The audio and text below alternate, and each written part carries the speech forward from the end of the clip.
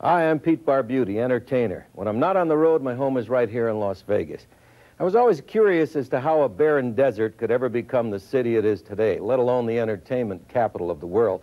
Well, between shows, traveling on the road, I read some books and other pioneer accounts of its history. It seems the Paiute Indians had long known this marshy area and the water that rose from its 4 large springs. It was kind of an oasis in the bleak and unforgiving desert. And the Spaniards, on their journey from Mexico to California, passing through this lush valley, gave it its name, Las Vegas, which means the Meadows. Well, 2 hours before noon on a day in May 1905, a real estate auction was held. It lasted 2 full days in 106-degree heat. Over 1,000 people were there to bid on properties made available by the railroad. Besides the lots being sold due to the scarcity of building materials, even the platform the auctioneer stood on was sold that day. And the city of Las Vegas was born. November 1829. A New Mexican trader had sent his scout Rafael Rivera in search of much-needed water for his party of 60 who had made deviations from the known route, searching for a shortcut to California. An abundant supply of artesian water was discovered, as was Las Vegas, which in Spanish means the Meadows. Some histories credit the naming of Las Vegas to John C. Fremont. However, he didn't arrive until May 3rd, 1844, and became the most famous visitor of the area. In 1855, Mormon missionaries under the leadership of William Bringhurst built an adobe brick fort as a way station between Salt Lake and San Bernardino. Unsuccessful attempts to convert the Paiute Indians to their faith, along with internal problems as to priorities, resulted in a dispute, and Bringhurst was disfellowshipped from the church, and he left in disgrace.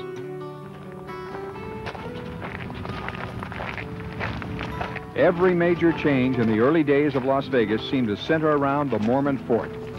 The remains stand at the corner of Washington and Las Vegas Boulevard North. The fort was the site of the first post office established in 1856. However, no records can be found of any transactions during its 7-year life. Where the Mormons had failed, a gold prospector, Octavius Decatur Gass, succeeded. Repairing the Mormon fort, he developed the water resources and other holdings. In 1879, he borrowed $5,000 from wealthy rancher Archibald Stewart, using the ranch as collateral. Unable to pay the note when due, the Stewarts took over in 1882. Gass, who pioneered the development of the Las Vegas Valley, was largely forgotten at the time of his death. The waters of the Las Vegas Springs provided a welcome respite from the scorching desert heat as traveler and resident took advantage of this plentiful supply. Adjoining the Stewart Ranch was the Kyle Ranch. It was the scene of numerous tragedies, the most notable of which the feud between Archibald Stewart and a Kyle ranch hand. A shootout between the two left Stewart the loser. It's said because finished lumber was so scarce, Mrs. Stewart removed the doors from the house to build a coffin for her husband. The serenity of the desert meadows, which had never been crossed by steel rails, was invaded by surveyors and construction workers as the push to connect the Atlantic and Pacific Oceans by rail got underway. In 1905, a railroad car was used as depot and express office in anticipation of a land auction soon to be held. R.A. McWilliams had about 1,500 people living in his town site. Hardy souls made a temporary shelter along Las Vegas Creek. And by early May, McWilliams' town site was in the race for the investor dollar with the railroad and Clark's Las Vegas town site. Applications for lots exceeded those available, and it was decided to hold a land auction. For every lot, 3 buyers were ready with money in hand. At 10 a.m., May 15, 1905, C.O. Whitmore introduced Ben E. Rhodes, and gavel in hand, he opened the sale. About 3/4 of the lots were sold in the 2-day sale, and the city of Las Vegas was born. By 1909, after serving its purpose, the old railroad car that served as depot and express office was replaced with this permanent structure. Across from the depot at Fremont and Main stood the Overland Hotel.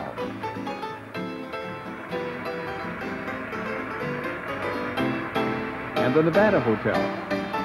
Today, the Las Vegas Club and the Golden Gate Hotel are on the corners.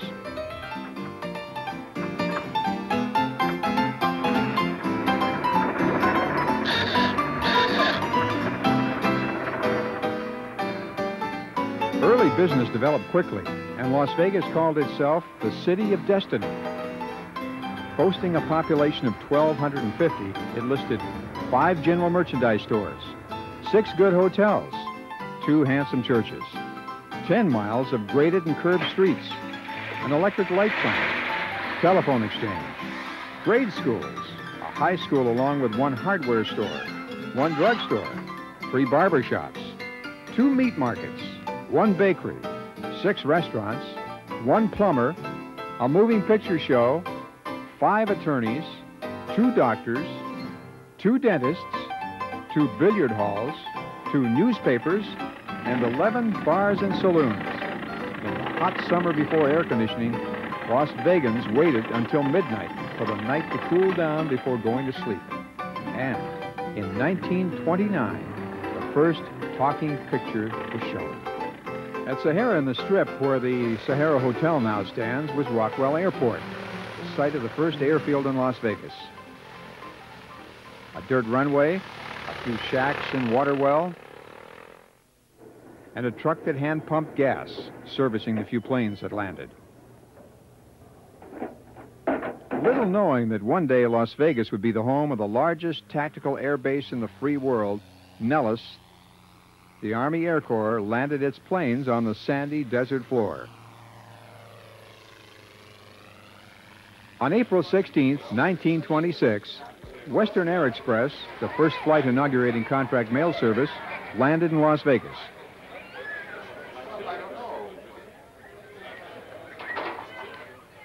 The mail was delivered, and the Pony Express met the Air Express. Las Vegas, literally and figuratively, spread its wings.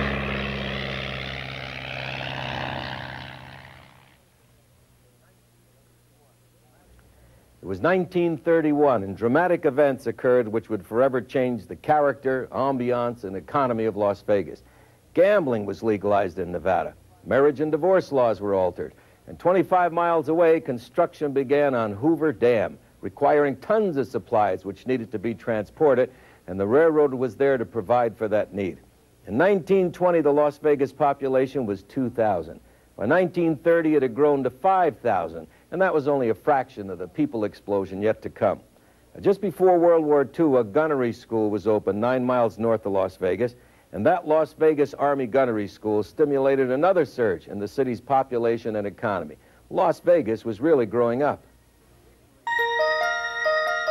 With gaming legalized and divorce laws changed, the selection of Las Vegas for a railroad division point, construction of Hoover Dam, providing employment for more than 5,000 workers, bolstered the economy while the rest of the nation suffered through the Great Depression.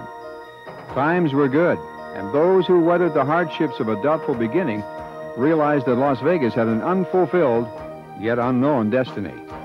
It gives me extraordinary pleasure to see the great dream I have long held taking form in actual reality of stone and cement. This dam is the greatest engineering work of its character ever attempted at the hand of man.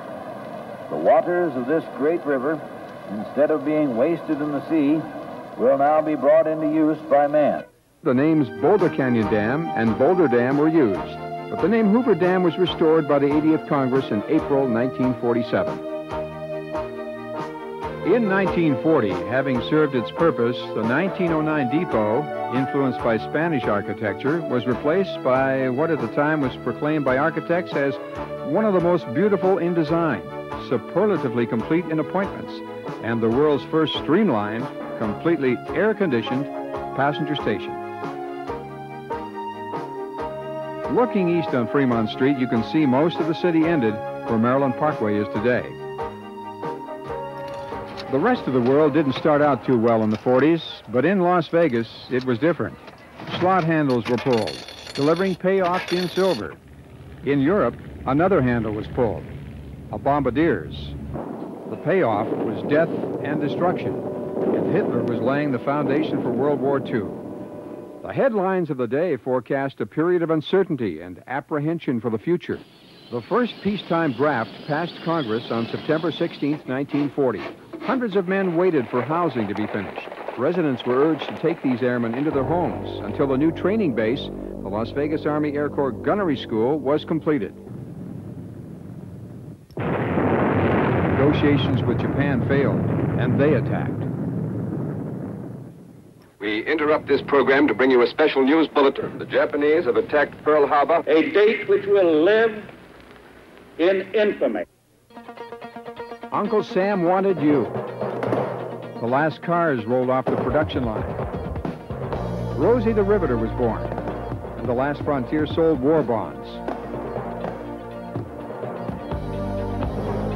Would you believe that this was the way we trained aerial gunners? Here you see the instructor using a hand trap to launch clay targets. Note the secretarial chair the trainee is sitting on. This improvised moving base range eventually became a permanent range, replacing the hand-fired clay traps with trap houses alongside the road. A malfunction range was set up, and with less than 1% hits scored on targets towed by B-10 bombers, the range was abandoned as an exercise in futility and wasted ammunition. But the training worked, and the men eventually saw action.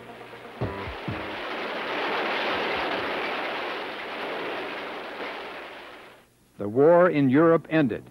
It was time to end the war in Japan. August 5th, 1945, and Hiroshima was the target for the first A-bomb. And President Truman told the world, "The world will note that the first atomic bomb was dropped on Hiroshima. We have used it in order to shorten the agony of war." August 9th, 1945, Nagasaki was leveled. The surrender offer accepted. The war ended.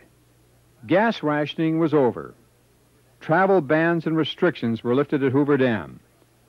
And America, without the privations of wartime rationing, started thinking about having a good time. Truman was president, and the West still seemed wild.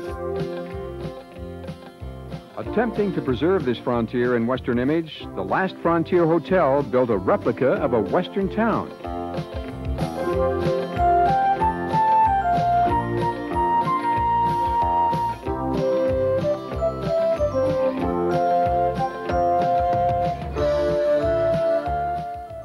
The dam was again open to tourists, and Las Vegas wanted something to divert this profitable traffic.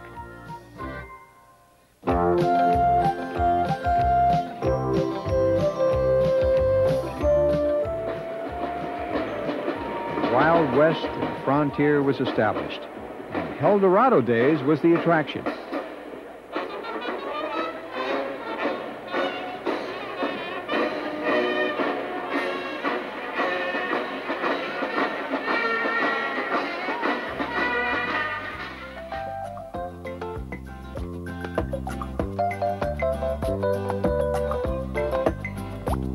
Radio, movie, and TV stars discovered that the Las Vegas Dateline guaranteed a release in periodicals read by millions. The discovery of Las Vegas by Hollywood as the ideal location to premiere movies began early.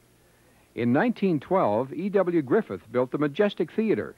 In 1915, The Hazards of Helen premiered, and the star Helen Holmes attended. In 1929, en route to Las Vegas from Hollywood, a Union Pacific train ran the movie The Virginian. The star, Gary Cooper, was here to celebrate the event.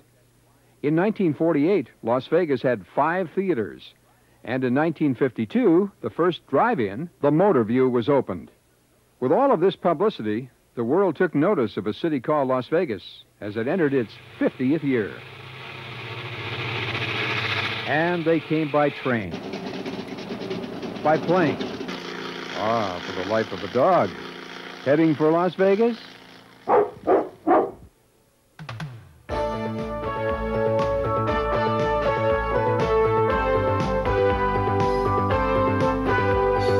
This is what they came to see.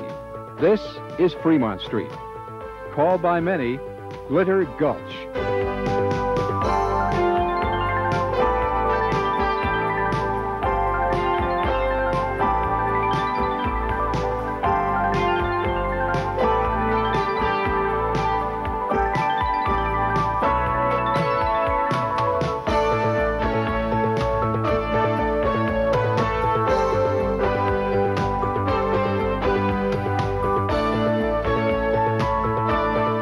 As you see this dazzling display of lights and gambling emporiums, casinos if you prefer, it's hard to believe that Nevada was the last state in the West to outlaw gambling. Midnight, October 1st, 1910, and the law became effective. You couldn't even flip a coin for the price of a drink. The fact that games of chance were illegal at any time is not widely known. In 1931, the Nevada legislature passed a law legalizing gambling. The measure was authored by Phil Tobin, a northern Nevada rancher. Strange as it may seem, Tobin never visited Las Vegas and had no interest in gaming, and claimed to have sponsored the legislation only to raise taxes for public schools, never dreaming that his bill would create an industry that would become the state's largest.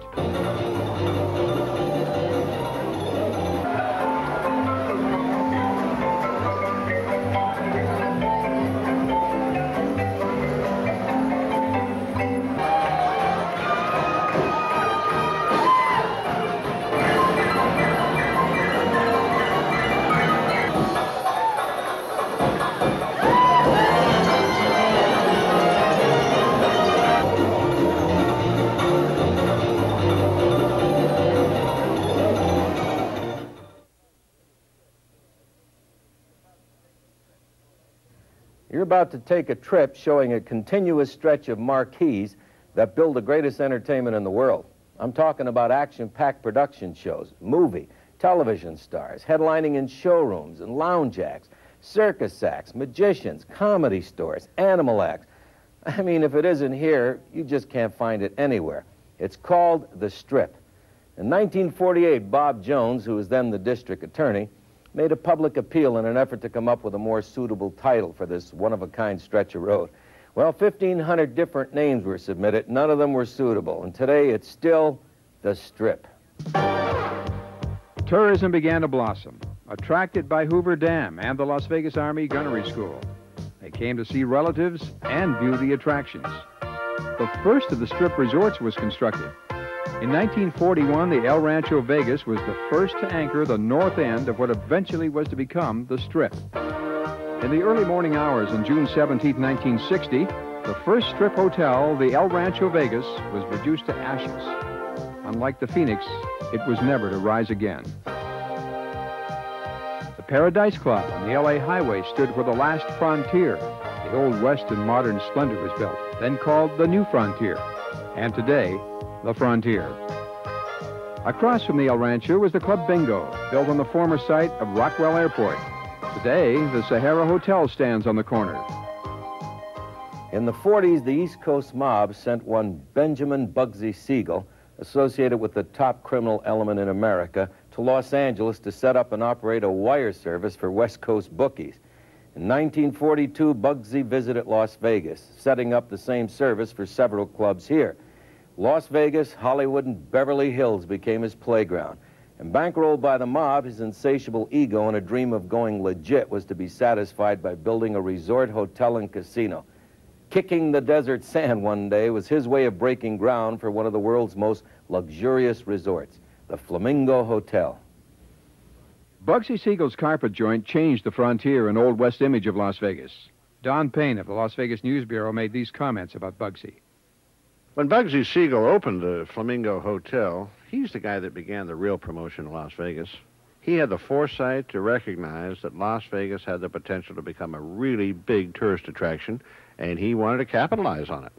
Frankly, I think if we ever get into the business of building statues to the pioneers that had that foresight, one of the first ones ought to be of Bugsy Siegel. It's too bad his vision couldn't foresee the ultimate fate that awaited the guy. Infatuated with Hollywood, he filled the showroom with top acts and talent. The Flamingo opened December 26, 1946, and Jimmy Durante with Eddie Jackson were the headliners. Lena Horne debuted at the Flamingo. The Ritz brothers, a favorite of Bugsy's, were booked any time they weren't making a picture. Bugsy's third-floor suite, now called the Presidential Suite, is available to the visitor. By today's standards, his personal suite wasn't much. The bedroom, behind this door, offered more than a night's rest. Well planned, it provided every means of escape. This hatch from his bedroom had access on each of the floors, allowing Bugsy to make use of hidden tunnels. Don Payne again. Well, Murray, not everyone knew of these tunnels. There are two of them, you know. One led to a parking lot. Whether he ever used them is subject to speculation. He had his reasons. He had his secrets. He obviously had enemies. On June 20th, 1947, while sitting in the living room of Virginia Hill's Beverly Hills home, gunfire blasted through the windows, and Bugsy's dream ended.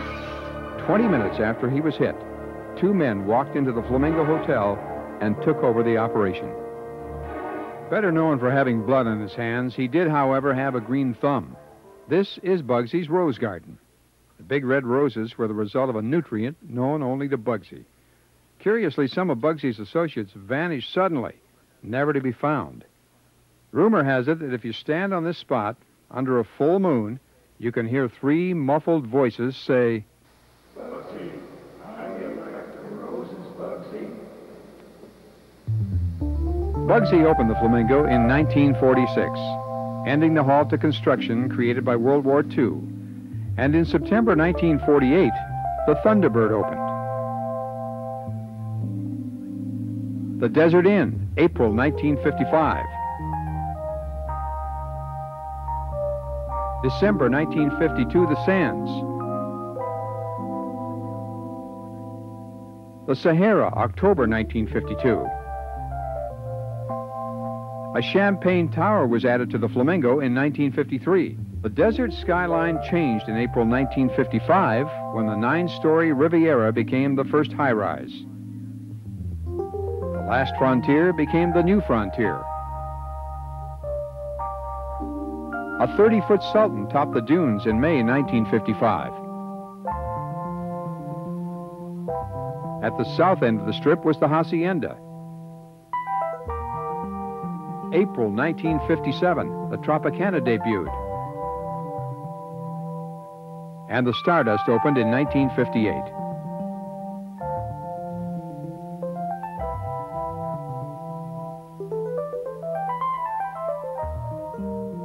The 50s began an era which brought to Las Vegas radio, movie, stage, and television stars. It was a time of discovery, for Las Vegas became a playground for all. A destiny was beginning to unfold. It was to become the entertainment capital of the world.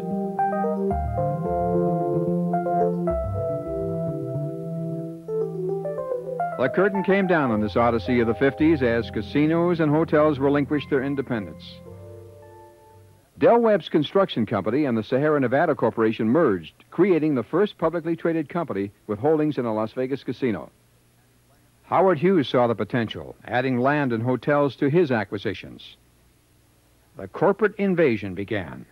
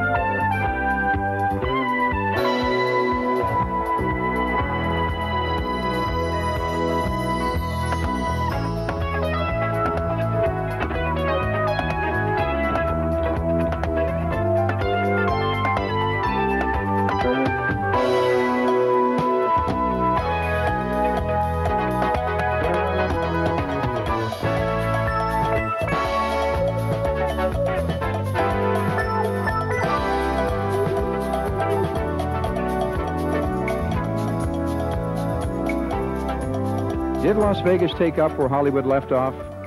Could be, but of this there is no doubt. Las Vegas is the entertainment capital of the world.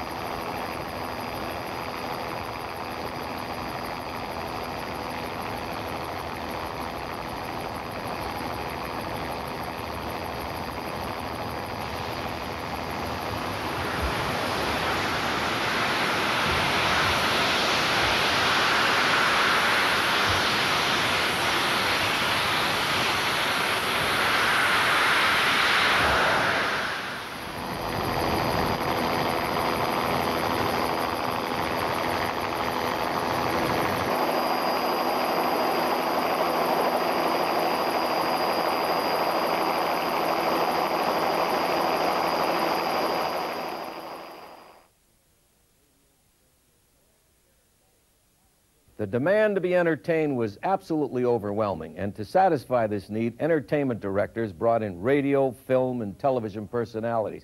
They filled the showrooms, the lounges, and even more importantly, they filled the casinos.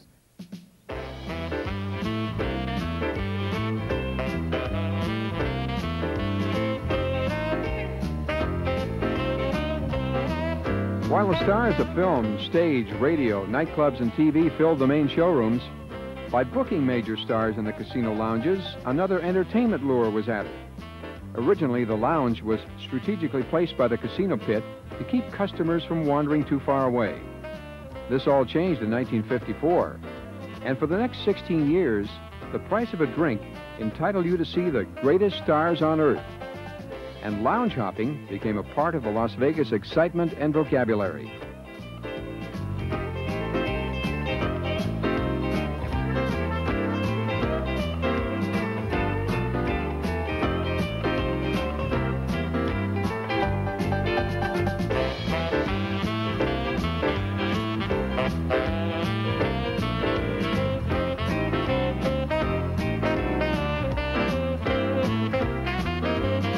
August 1964. 6 months after making their U.S. debut on the Ed Sullivan TV show, the Beatles invaded Las Vegas. Tickets sold at an average $4 and were purchased by 8,500. The Beatles' share of the gate was 60%, and that translates to roughly 25,000 for their 2 concerts. The Las Vegas Convention Center was the only structure large enough to hold the crowd. The marriage may not have been made in heaven, but when the stars were married in Las Vegas, it made headlines. John Rival of the Las Vegas News Bureau. Editors read the Las Vegas Dateline. Hollywood's film colony knows this. They come to Las Vegas to get married, not because of the no waiting period, but because the Las Vegas Dateline in a newspaper drew more attention than if they got married in New York, Chicago, or someplace else. The stars came, and so did the presidents. Harry Truman. In 1954, Ronald Reagan. In tux, he did a soft shoe, told jokes, and was master of ceremonies at the last frontier. Star Wars was around long before the movie. They came to see and be seen. At times, there were more stars as guests in the showrooms than on stage. An appearance in Las Vegas guaranteed a remark in the gossip columns of Hedda Hopper and Luella Parsons, and they were read by millions. When you visited Las Vegas, you could rub elbows with the stars in the showrooms and casinos. It gave you another reason to be there. What if you did lose a few bucks gambling? You went home, told all who would listen, tales imagined and real. For Las Vegas was a state of mind, and you had a willing audience. These are the stars came to see. But this just didn't happen. The Las Vegas News Bureau writers and photographers haunted showrooms and casinos, sending stories and pictures, spreading the word about this unique city that had no clocks in the casinos and no locks on their doors.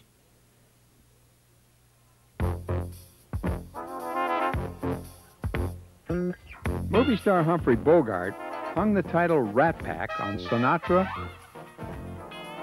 Martin, and Davis.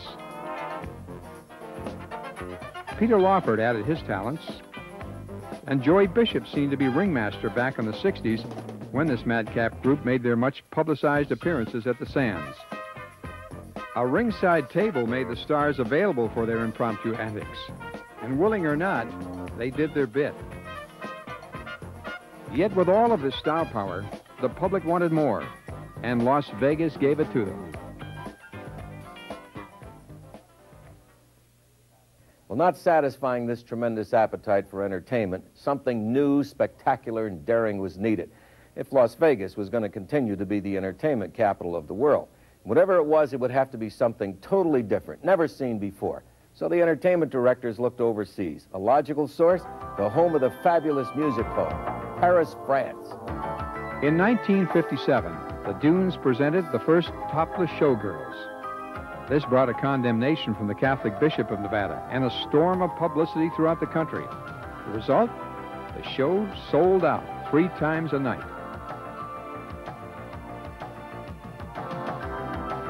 In 1959, the Tropicana presented the Folies Bergère. In the opening scene of the Follies, there are 7 costume changes and 30 different designs. Complete costume changes occur more than 8 times in a show. Hats, gloves, stockings, shoes, feathers, and costumes are changed. The Stardust bought the rights to the Lido de Paris. The topless showgirl was now a permanent feature in the production shows.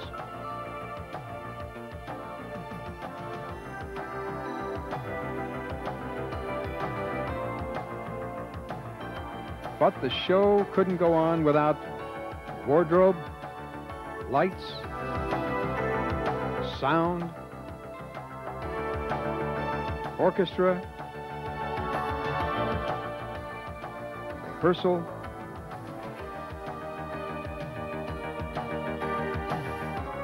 makeup,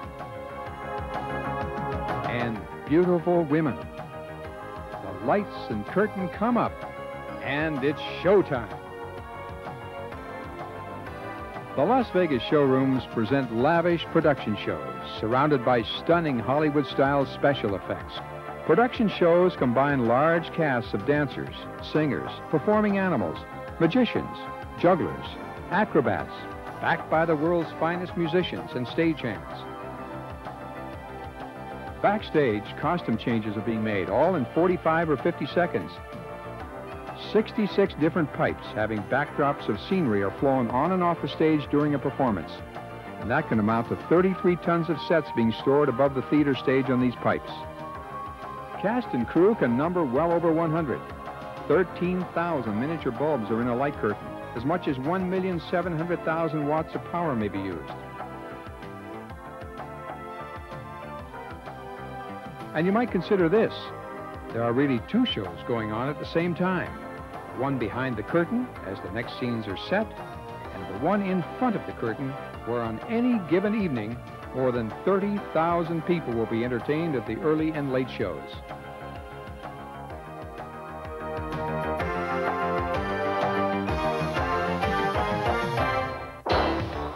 Those entertainers of the past are being remembered by the entertainers of today who portray these legends.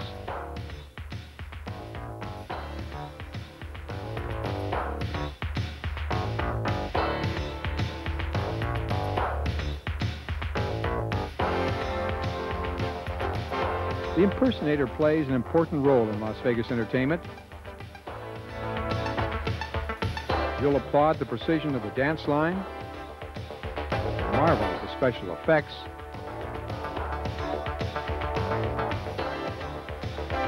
time is turned back to the roaring 20s. Be delighted with an aquacade. Only in Las Vegas could the master illusionists Siegfried and Roy present their magic in a setting complementing their talents. But they are the personification of show business elite. Truly, beyond belief. Las Vegas, it's magic.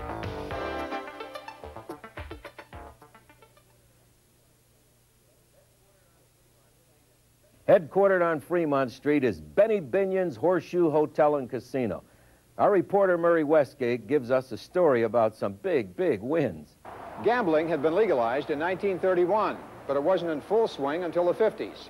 Casino action goes on 24 hours a day in a city that never sleeps. We're at Benny Binion's Horseshoe Club, one of the few remaining sole proprietorships left. One in which the owner sets the rules. He doesn't have to answer to any board or corporate bottom line operation. Truly, one of the few gamblers left. At the Horseshoe Club, the largest winning single wager at blackjack, or 21 if you prefer, one wager, one win, $100,000 for the card player with a stack of blacks. Kenny Rogers isn't the only one that knows when to hold them or fold them, for one steel-nerved player won the world's largest poker pot, $958,000 at a horseshoe table. Keno, long a favorite, established another win record for a player. The ticket paid $151,000. And if you're really a gambler, try this for a winner. A single bet, a throw of the dice, and you pocket $777,000. I'm certain everyone has heard of a floating crap game, but have you ever really seen one? John Rival of the Las Vegas News Bureau describes the Las Vegas version. We got the idea of putting together a publicity shot with a floating crap game. So we took a crap table out of the Sands Casino. We shot the game for UPI and moved it on the wire, and it went all over the world. And here's another item that made news. A gambler known only by the name of Tom placed a $1 million bet on the don't pass line and lost to the roll of a 7 at Binion's Horseshoe Casino. Yes, Big Brother is watching. It's called the Eye in the Sky. It's a far cry from early days when gaming disputes were settled by gun or rope. Today, the Eye protects you, the dealer, and the casino.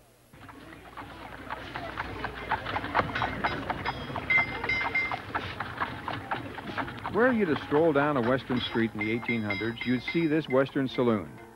A variety of gambling devices were available, and the usual games of chance. The ever-present piano player offered music suitable to that time and place. When Pat Hogan, a California gambler, cashed in his own chips by shooting himself after a fearful streak of bad luck, he had placed an ace of hearts in his pocket with this poem. Life is only a game of poker, played well or ill. Some hold 4 aces, some draw, and fill. Some make a bluff and oft get there, while others ante and never hold a pair. Well, so much for the good old days. I'll take Las Vegas as it is today. But there's more to this great city than glitter, glamour, and gambling. Here are just a few of the alternatives for you to consider.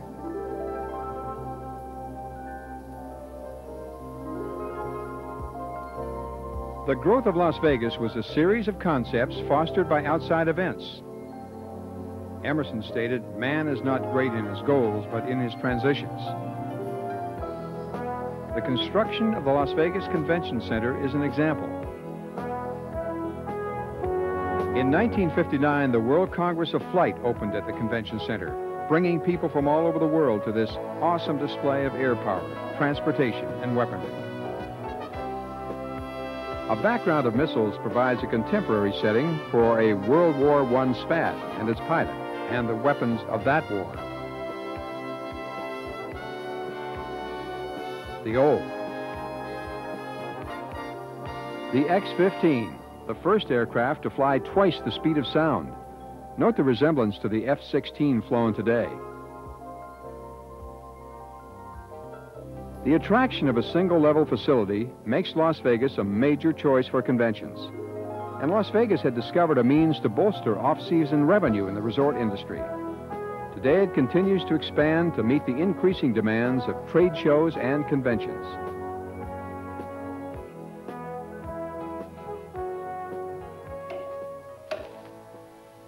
There's an abundance of tennis courts and golf courses in Las Vegas.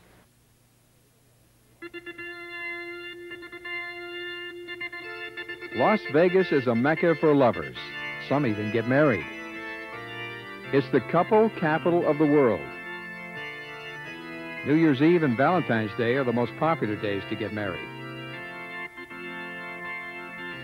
When the last Frontier Hotel was demodernize, the threat to tear down this little chapel brought pleas from romantics around the world to save it. It now rests on the grounds of the Hacienda Hotel.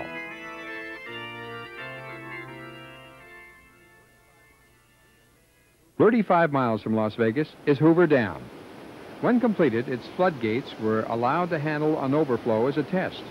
But in 1983, the Colorado River went on a rampage. This time it wasn't a test, and the floodgates overflowed. Spectators from all over the world came to witness this awesome display. Hey, where are you folks from? England. What do you think about this? Amazing. Unbelievable. Have you ever seen anything like it before? Never. We've been to Yosemite, and that was good. Yosemite. This actually kind of equals the show? Oh, definitely, yeah. Really good. At 120 miles an hour, it poured over 28,000 cubic feet of water per second over its spillways. It tamed the Colorado and proved it could do what it was originally destined to accomplish, a diversion of huge volumes of water under controlled conditions. The construction of the dam provided Las Vegas with another source of revenue from locals and visitors, Lake Mead Recreational Area. With 550 miles of shoreline, more than 6 million visitors a year swim, fish, boat, and camp on its waters and shores. West of Las Vegas is Red Rock Canyon, a magnificent view of brilliantly colored sandstone. Snow-covered Mount Charleston offers winter skiing at Lee Canyon. And in summer, it offers an escape from the heat with beautiful forests and picnic facilities. Northwest of Las Vegas is the Nevada test site. In the 50s, above-ground testing of nuclear devices was conducted. Had you been at the test site, this is what you would have seen. This Chamber of Commerce film shows what it looked like from Fremont Street. In a few seconds, you will witness a scene often viewed by the residents of Las Vegas, but an unusual thrill for the visitor.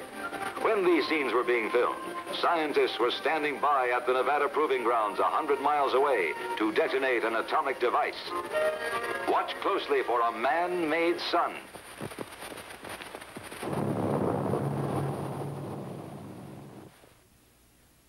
Nomadic Indians camped at several natural springs found in the area. This is one of many protected archaeological areas at the site. Mercury, the main base camp, provides overnight housing for the workers, but there's no family housing. Yucca Mountain, located in one of the most arid and sparsely populated regions in the United States, and is the possible site of a high-level radioactive waste dump. Holes for underground tests are drilled by these huge bits. With an explosive yield equivalent to 1 million tons, this canister is lowered downhole. Miles of cable relay scientific data to recording trailers on the surface. Staffed by experts in nuclear devices, meteorology, radiation, and medicine, this is the control point for all tests. Peaceful uses for nuclear explosives are the object of the Nevada test site with experiments for massive earth excavation. 12 million tons of earth have been displaced by such an explosion.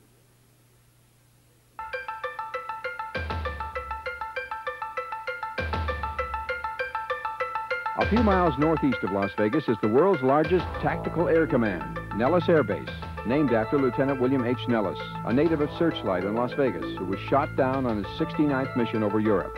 Host for a world gunnery meet, Operation Gunsmoke, Nellis is the training base for all phases of Air Force gunnery, rocketry, and bombing.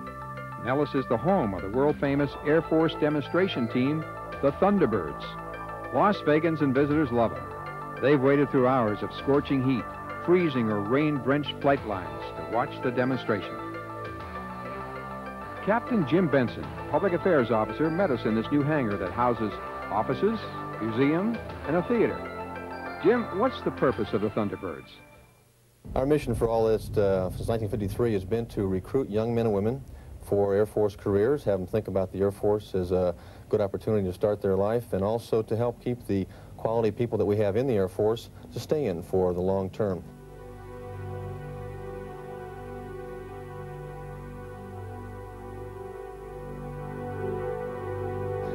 Additionally to that, we like to take our jets on the road and help show the American public what they're getting for their tax dollars. In essence, the best defense that their money can buy, and that we really do have quality people and quality equipment on the front line of America's defense.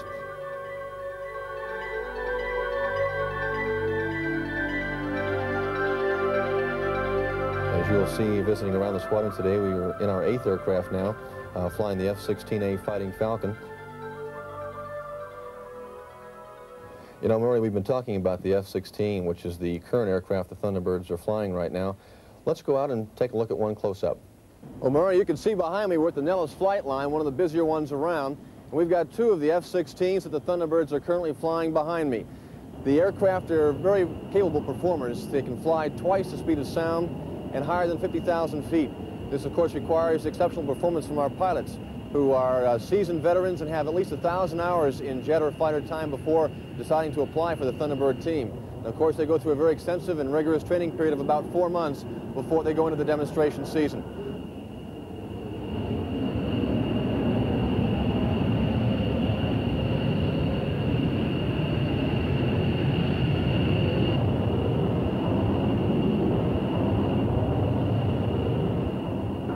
Let's go out and take a close look at one, and we'll walk around a little bit. Murray, what we have here is an F-16B model. This is one of the 2-seaters that we have on the team that we use for training. You'll notice the canopy is longer. That's to make for the second seat in the back. And if you can tell from the shot here is that the seat is tilted somewhat, and that helps the pilot sustain the heavy G-loads that the aircraft is capable of.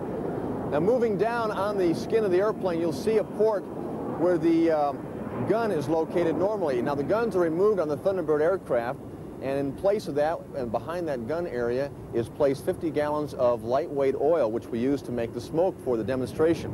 As you'll see at the back end, this is where the plumbing is used to bring the oil from the front of the aircraft back. So when the command is given to put the smoke on, oil is sprayed into the nozzle at the exhaust end of the aircraft, and the heat is such that it will vaporize the oil and make the white smoke that you see.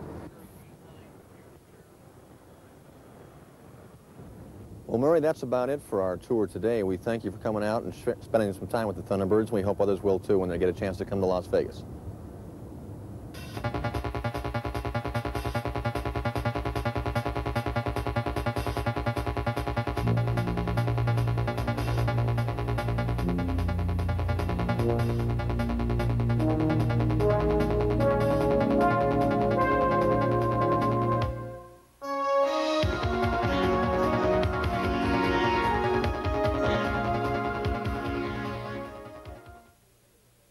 Earlier, a statement was made that in a performance, there really are two shows going on at once.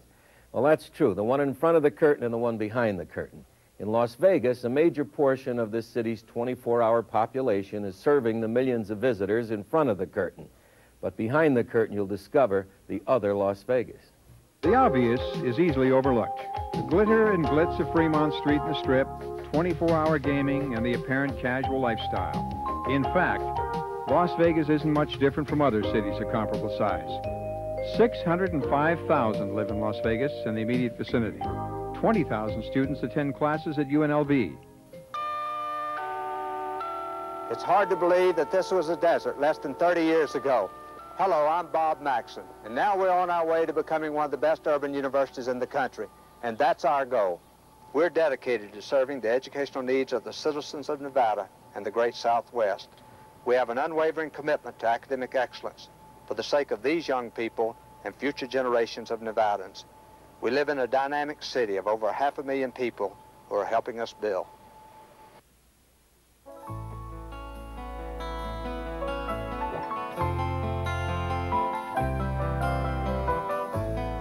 Las Vegas has more churches per capita than any other city in the world, 236 more or less, serving 40 denominations.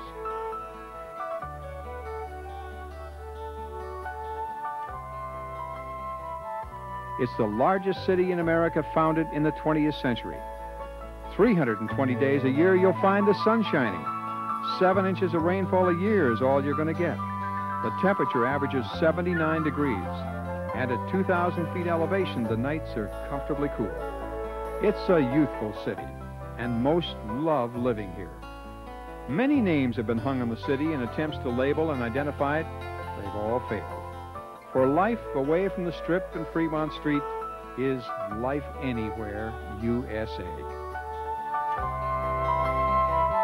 As early as 1940, shopping centers appeared in Las Vegas. The first large covered mall, the Boulevard, opened in 1968.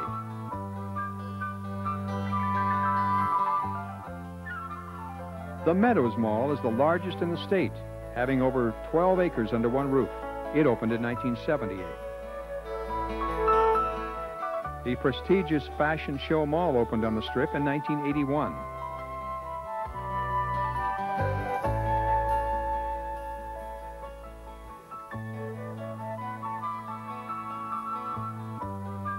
These and other shopping centers located throughout the valley offer resident and visitor a wide variety of merchandise.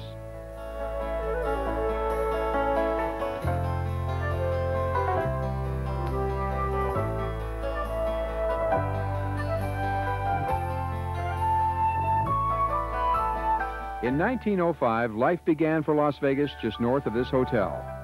The 1940 depot was torn down to build it. A transportation center now serves as arrival and departure points for city buses.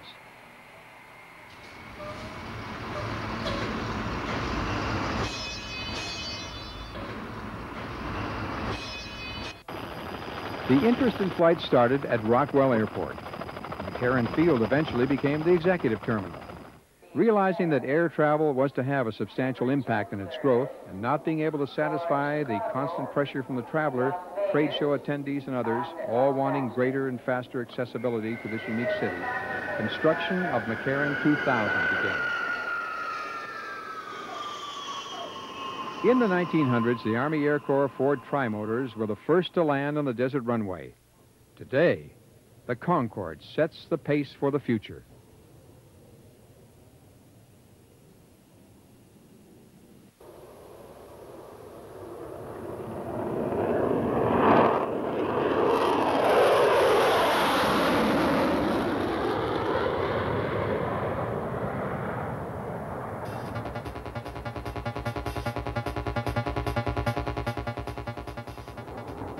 In the early days of Las Vegas, little if anything was done to entice the family to visit. Today, that's all changed. Its mild desert climate, combined with a desire to make Las Vegas a destination for the whole family, resulted in correcting the image of mob influence that died years ago. As a matter of fact, little if anything was known about mob influence until the death of Bugsy Siegel, which carried the influential Las Vegas dateline. The pioneers provided a foundation for a future. It may bill itself as the entertainment capital of the world, a diamond in the desert. But a closer look will reveal as proclaimed in the 1900s. It's a city of destiny. Las Vegas, having been born in the desert, is a survivor. If the parenting of Las Vegas is to be questioned, Lady Luck is a strong contender for its motherhood. Well, there it is, the story of my town. What does the future hold for my town? Like its skyline, Las Vegas is constantly changing. Never any stagnation here. New ideas, new talent, new faces. No longer a road stop on a journey elsewhere. It's a destination. Maybe, just maybe, Las Vegas is a reality and not a myth.